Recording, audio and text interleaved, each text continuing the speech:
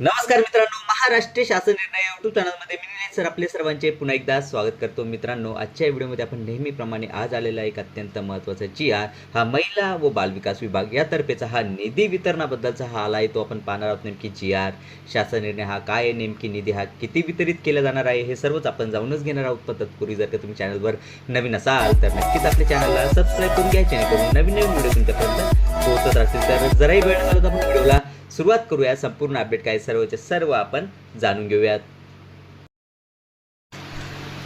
सन 2026 ते 27 या आर्थिक वर्षामध्ये लेखाशीर्ष 2235 ए 857 अंतर्गत निधी हा वितरित करण्याबाबत म्हणजेच मित्रांनो आपण या ठिकाणी पाहू शकता की सन 2026 ते 27 या आर्थिक वर्षामध्ये लेखाशीर्ष 2235 ए 857 अंतर्गत निधी हा वितरित करण्यासाठीचा हा जो काय आहे तो अत्यंत महत्त्वाचा जी.आर हा महाराष्ट्र शासन महिला व बालविकास विभाग यातर्फेचा हा आला आहे. आपण या ठिकाणी शासन निर्णय क्रमांक पाहू शकता की महिला व बालविकास 2026 प्रत क्रमांक 121/02 असा आहे.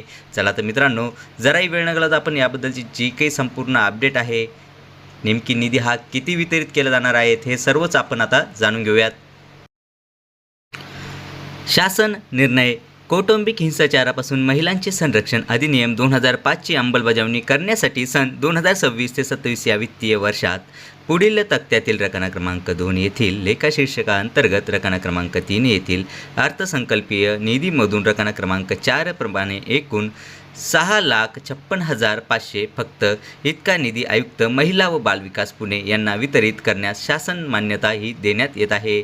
म्हणजेच मित्रांनो आपण या ठिकाणी पाहू शकता की कौटुंबिक हिंसाचारापासून महिलांचे संरक्षण अधिनियम 2005 जी काय आहे त्याची अंमलबजावणी करण्यासाठी सन 2026 ते 27 जे काही वित्तीय वर्ष आहे या वित्तीय वर्षातील अर्थसंकल्पीय निधीमधून एकूण 6,56,500 फक्त इतका निधी हा जो काही आहे तो आयुक्त महिला व बालविकास पुणे यांना वितरित तसेच खर्च करण्यास या शासन निर्णयाद्वारे मान्यताही देण्यात आलेली आहे.